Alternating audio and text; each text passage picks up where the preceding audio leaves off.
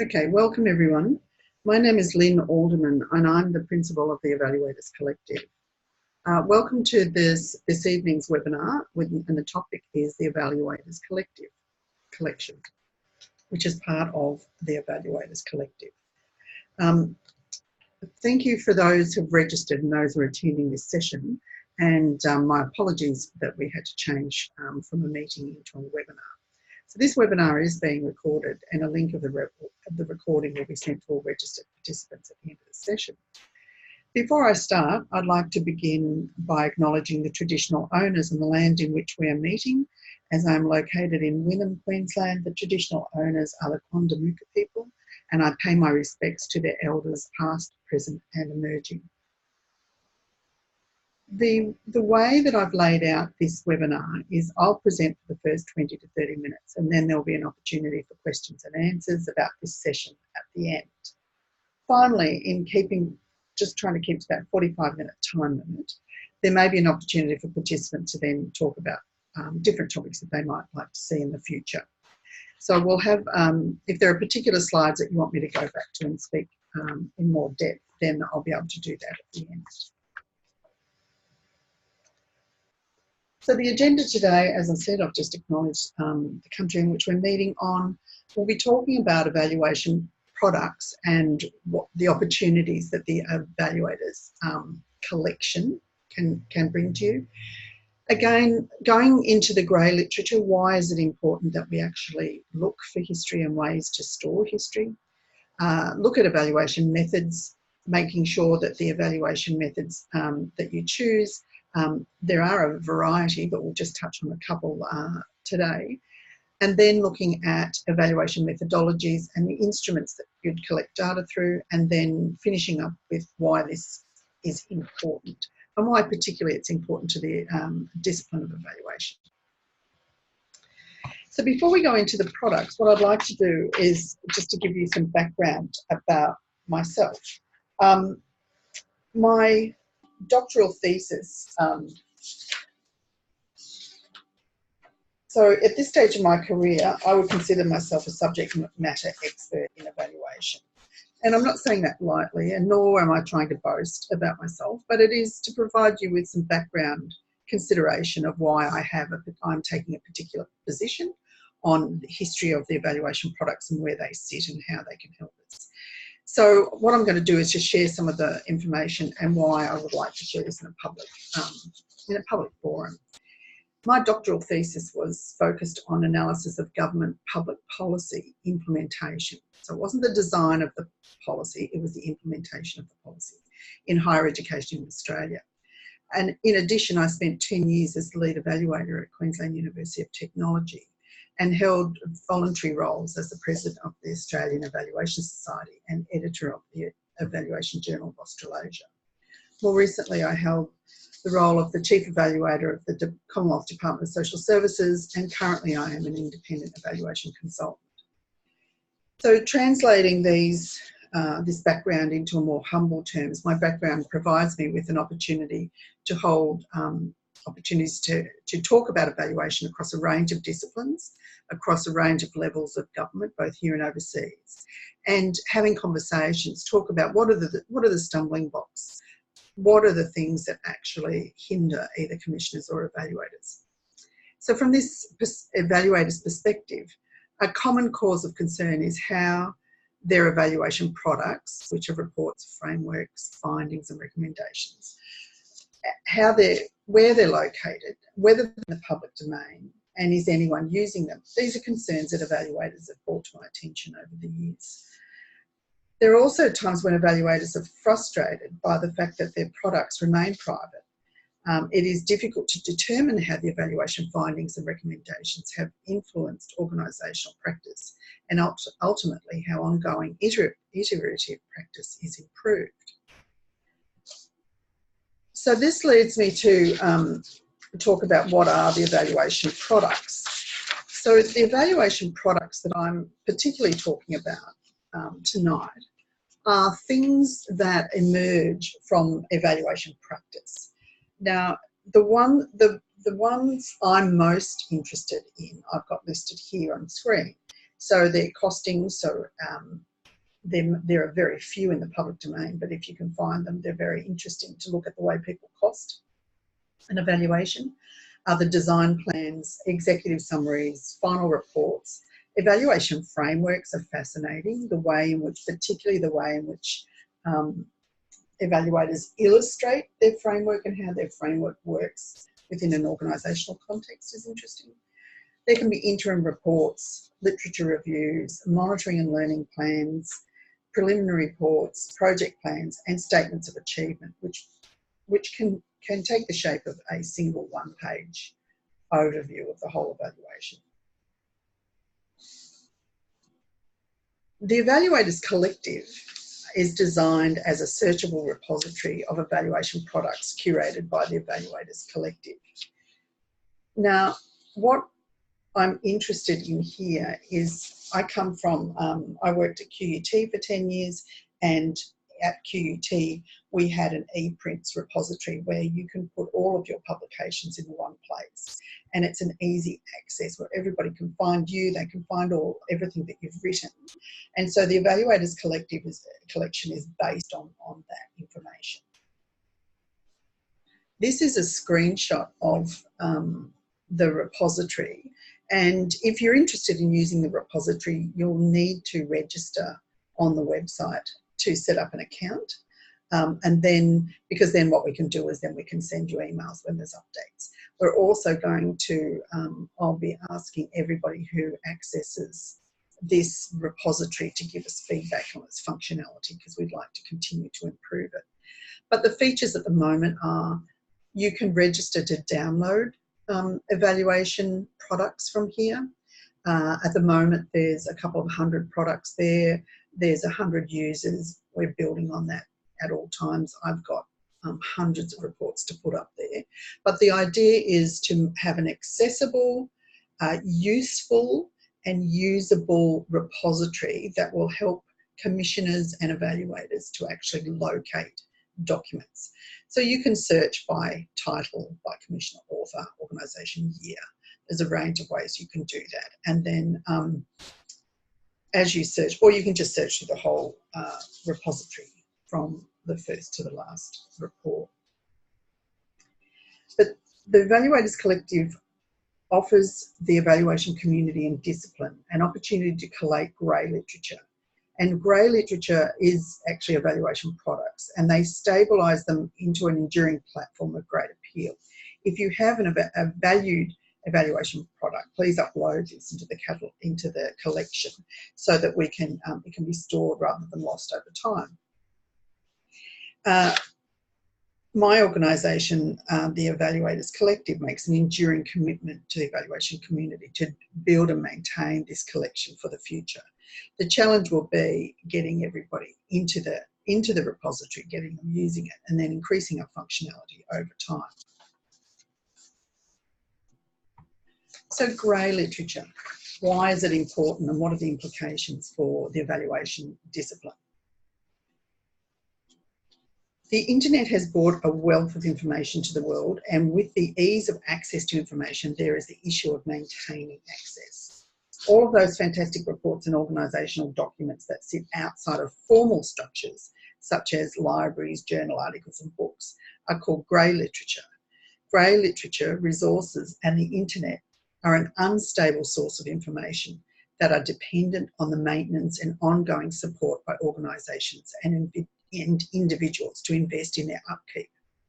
So I have a personal case study that I can share with you. So for me, my doctoral thesis was published in 2014. And what happened during my thesis, because it was a government policy implementation, I accessed 157 websites. So on publication, there were 150 websites were accessed and listed within the thesis references. On January 2014, a final check of the availability of these websites was conducted with a result of 10, so 6% were no longer accessible. They were not available in the public domain. To reinforce the importance of and the vulnerability of grey literature, I went back again in November 2018 to do a follow-up check, and there was a further 16 websites were no longer available, which brings the total to 26. So overall, of the 157 original websites that I used during my doctoral thesis, 17% of these websites were no longer accessible, and they're not available in the public domain. Now, this brings to, I think, brings to our attention the vulnerability of what sits on websites. So there are valid reasons where access is removed, including changes to the original owner's circumstances. For example, where organisations continue to operate, the website pages are no longer active, but there does not appear to be cross-linking to send a user to a landing page. As a result, valuable resources and information are lost to the public and researchers, as there is no important vehicle for electronic storage. In contrast to this situation of grey literature, there are several ways in which journals, books and government websites are given permanency. For example, the Digital Object Identifier, which has an acronym DOI, offers a permanent digital register for all journal articles. Another example is Pandora. So Pandora is the Australian government's repository for archived government websites. And that means the government website is there. However, on my topic that I was looking at, the policy implementation was to actually launch 3 national initiatives. And those 3 national initiatives were companies of the Commonwealth, and they were not government websites. Therefore, they did not flow into Pandora, and they actually aren't. All 3 of those initiatives are turned off and their websites are no longer available. Some of the information has been transferred to other locations, but some have been completely lost. So this makes it brings to our attention the benefits of people doing doctoral theses like mine, because I was able to clearly document the processes and outcomes for these 3 national initiatives, which actually gave them a permanent status. So if the literature remains vulnerable, then governments and organisations, academics and writers need to step up and take responsibility to move valuable information into more stable formats. Just reminding you that evaluation products sit in the grey literature.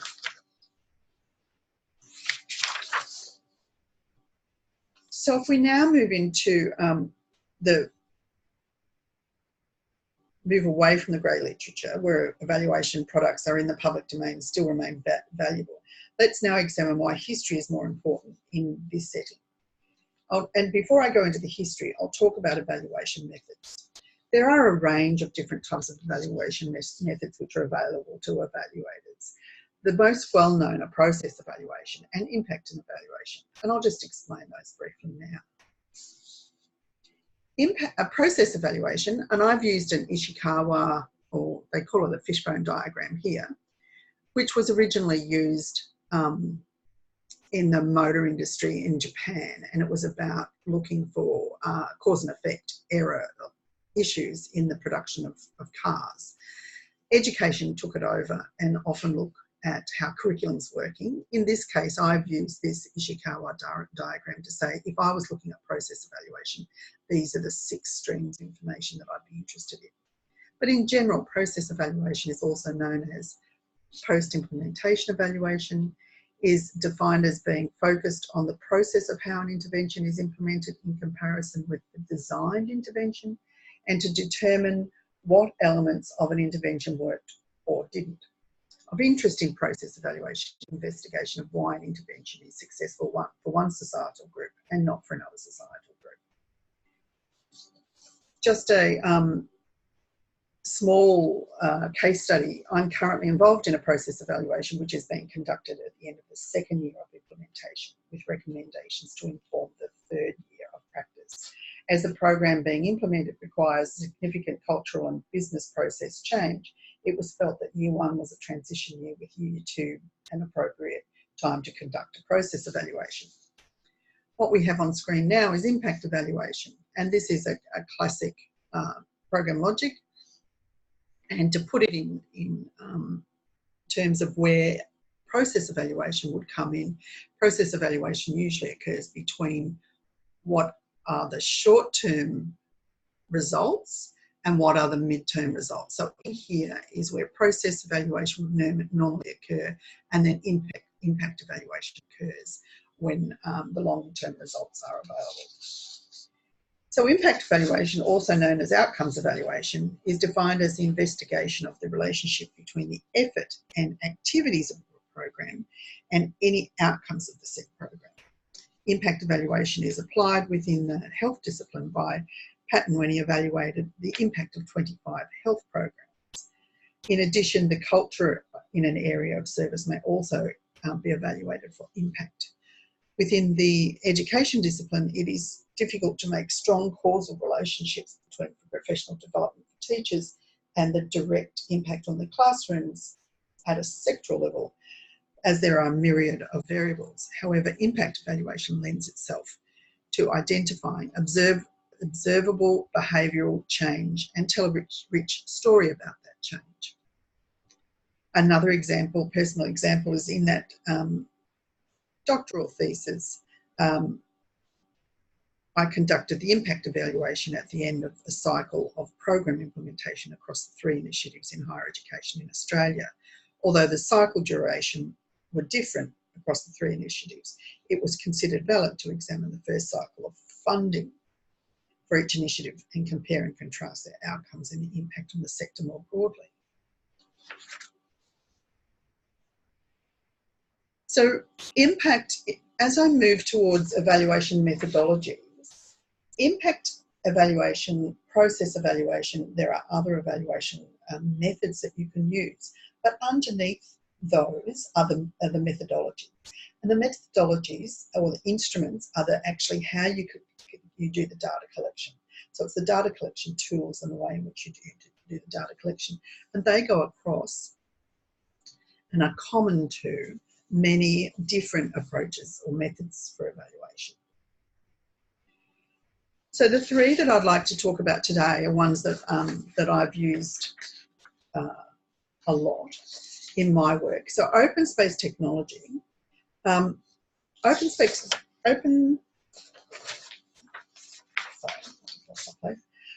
technology offers participants more control about how a workshop evolves over the time.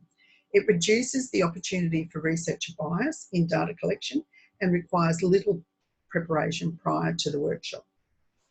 So the designer was Owen Harrison, and he states that if at any time during the workshop your time you find yourself in a situation where you are neither learning nor contributing, use your feet and go somewhere else, which means that people can move around into different tables and talk about different things. So open space technology rules are whoever comes is the right people, when it starts at the right time, whatever happens is the only thing that can happen, and when it is over, it is over. And the reason I like this type of, this particular type of methodology is I can also use it in an interview where I go in and say, right, the topic is evaluation in construction methods, for example, and then ask the stakeholders that I'm interviewing to just give me what would they like to talk about. So it means that you have a very free, open the information comes back structured in the way that the participants want to provide it rather than guided by the researcher. When we look at observation methods, there are different types of observation methods. There's participant observation. This employs overlapping data collection strategies in the process while at the same time observing and talking with other participants. Another type is outside observer. From an ethical perspective, it's important to identify an outside observer to those participants being observed. But you also need to be aware that this may motivate participants to change their behaviour.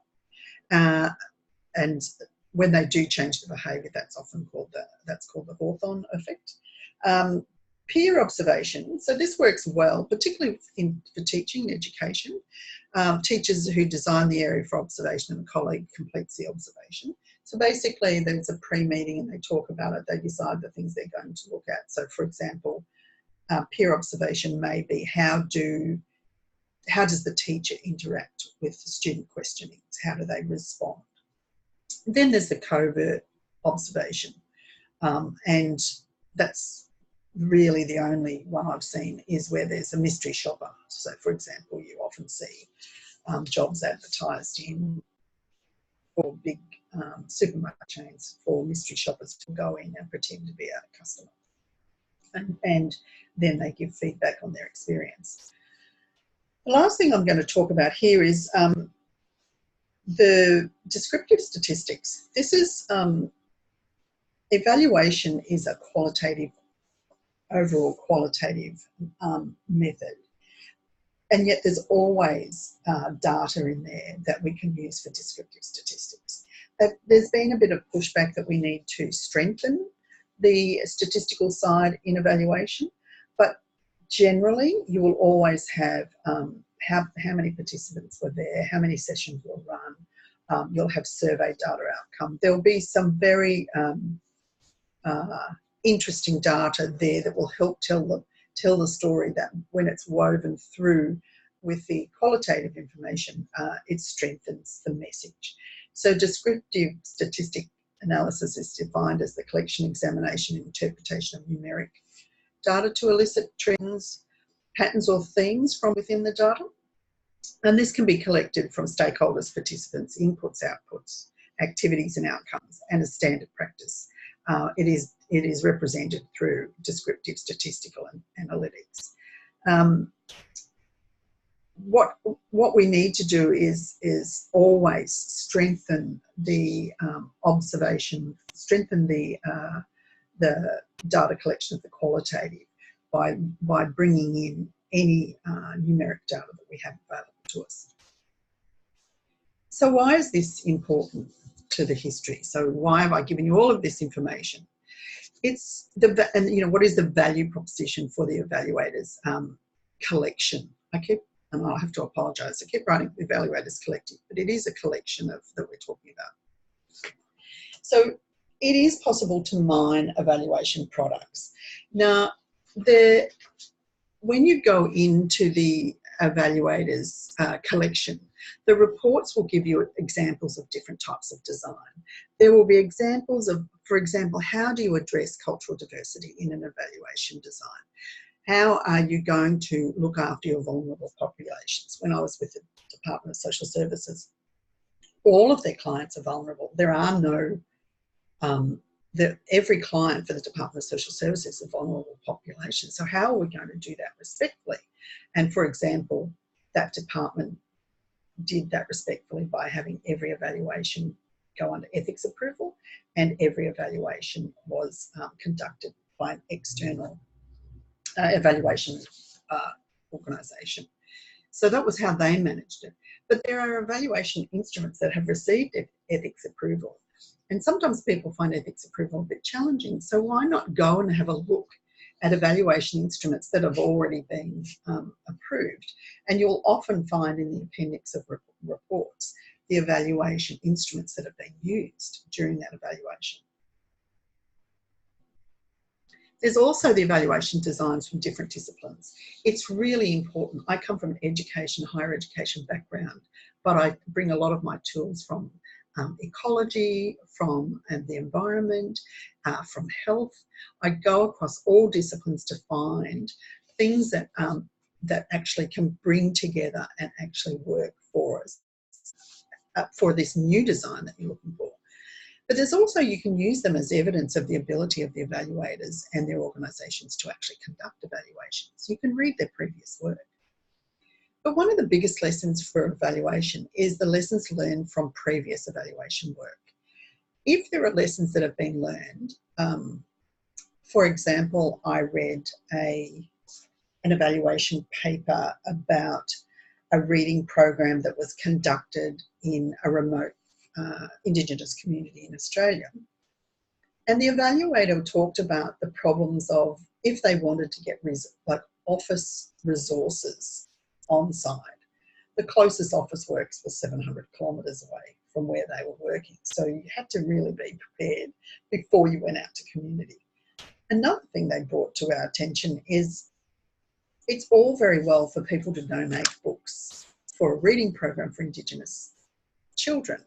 However, if they're books about urban life and about farms with cows and pigs and chickens, that's not necessarily something that may be relatable for children in an outback community, in an Indigenous outback community.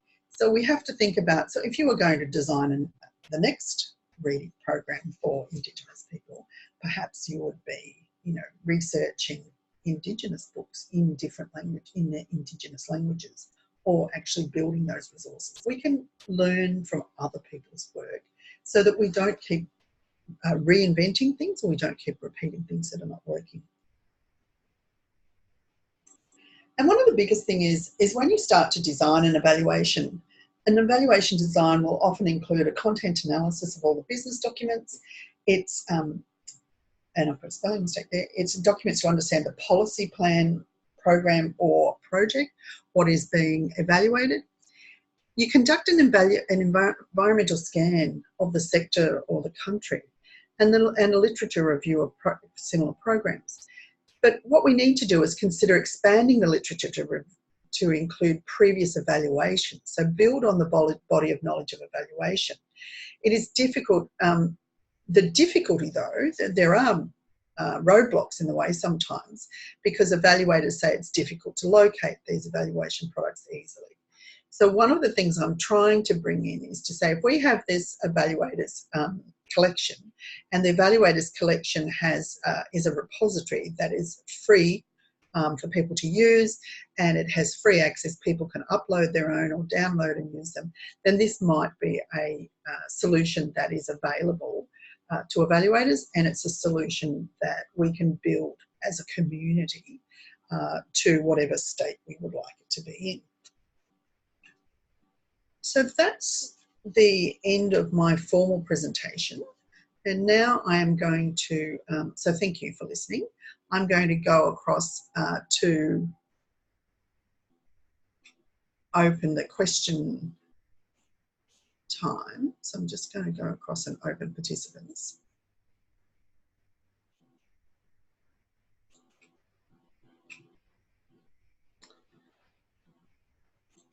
Okay, so Kale, do you have any questions?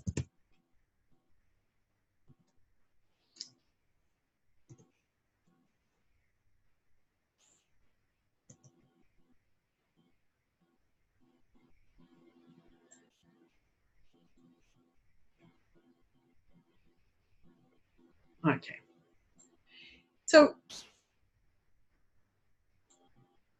So that's fine. So one of the things that I suppose what I'm trying to do in this this webinar is bring, I suppose, a few ideas that I've built up over the years, and to say these are things that I think are things that we need to consider and they need to be interesting. I think one of the issues around evaluation is evaluation is 40 to 50 years old as a discipline. It actually has some stumbling blocks in its way. So one of the stumbling blocks is it's not recognised as a profession by the Australian Bureau of Statistics. It's not recognised as a research area of its own under the Australian New Zealand research platforms. And then it's also, it's quite difficult to build the discipline more fully when there are major sort of hurdles in your way. So I'm just going to turn on a few microphones here. Hello, Bookma.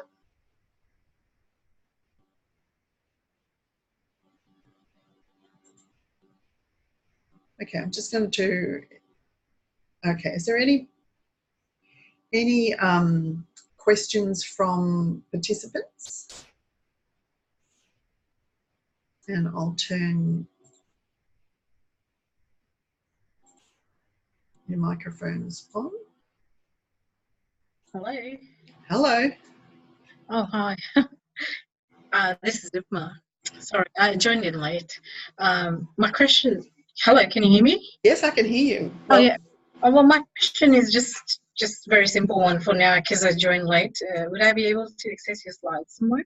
oh yes, you'll be sent through a recording, and the slides will be with it. So that'll be sent through for you. Um, Something a little bit more because I'm new to this field of evaluation. Just wondering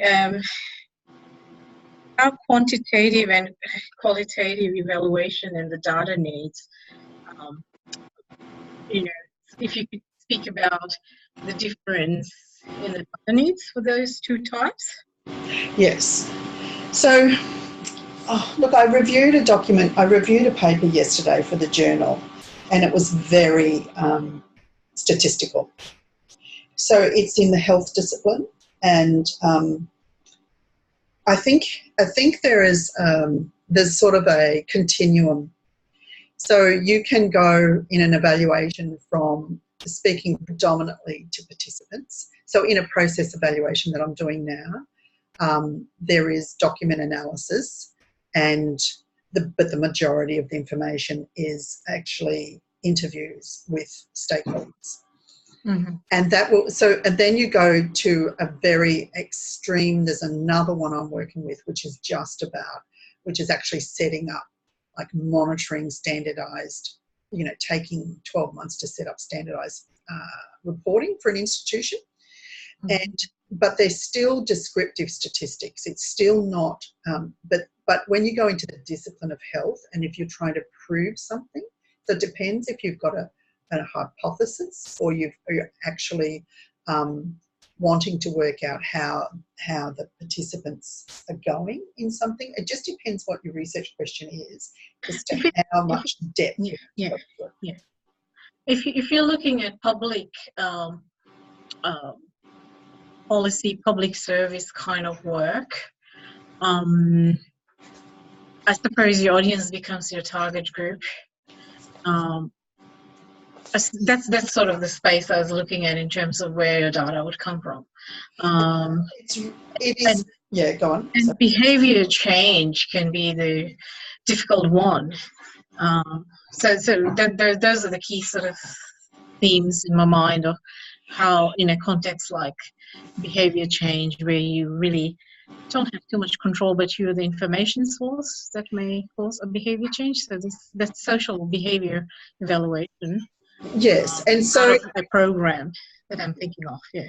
So in that case, you need a theory of change. So in your theory of change, what is it about the program that's being delivered to your participants where you can, and what would change look like? So you have to think about the end product. What do you want them to do? So for example, if it's to gain employment, it may be that you want them to have help-seeking behaviour. So they go to interviews, they apply for positions.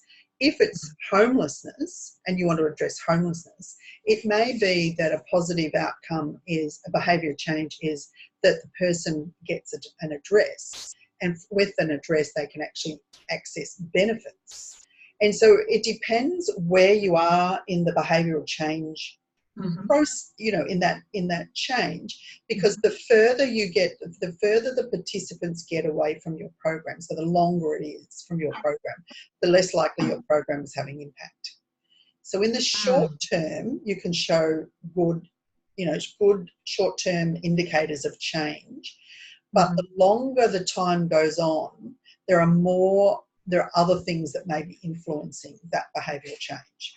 Yeah. So so you've got to be, I suppose you have to be, often when I sit down with teams in the Department of Social Services, I would suggest to say, so world peace is what we're all after, but what is actually within your control? So find out what's in your control, and then look at what you can claim is actually an outcome from your program. Because sometimes we have altruistic views that are way beyond what we can claim. Does that make sense? Yeah, yeah. Particularly with the environment, because that's the sort of sector I sit in, where Yes. you put out environmental advice or information related to the environment, which can be used as a help, um, uh, something to manage your health. And Yes. that becomes challenging because yes, you are putting the advice, but um, and and it may be that people are getting it, but are they acting on it is a difficult question. That's correct. And so one of the things with environments, I've done a bit of work in the environment, but I also like a lot of their the tools that they use. So there's a thing called strategic environmental assessment. So if Okay. you look that up, the World Bank conducted Mhm. a strategic environmental assessment on water flow, water capacity, something about water. That it's World Bank. But if you type in the phrase and put inverted commas around strategic environmental assessment, you will Mhm. find information on the web. So I think one of the things about the environment is, and that I really like that strategy because it's very close to evaluation because it talks about stakeholders and it talks about having opportunity for space and it talks about having leadership who are open to feedback from anyone, whether they are community members or scientists.